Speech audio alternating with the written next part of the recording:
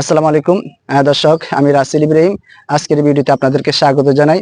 এই মুহূর্তে আমি আপনাদের সাথে আলোচনা করব বিএড নিয়ে। বিএড অর্থাৎ ব্যাচেলর অফ এডুকেশন। বিএড মূলত 1 বছর মেয়াদি, 4 বছর মেয়াদিও আছে, তবে আপনারা যেটা করবেন শিক্ষকতার জন্য সেটা হচ্ছে 1 বছর মেয়াদি।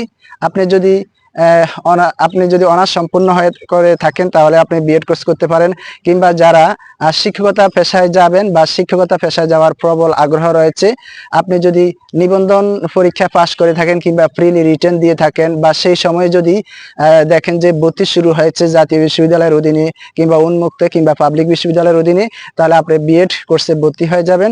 কারণ আপনি যদি বিএড ছাড়া স্কুলে শিক্ষকতা করেন তাহলে আপনি 11তম গ্রেডের বেতন পাবেন, আর যদি বিএড সম্পূর্ণ করা থাকে তাহলে আপনি শুরুতেই 10ম গ্রেডের বেতন পাবেন।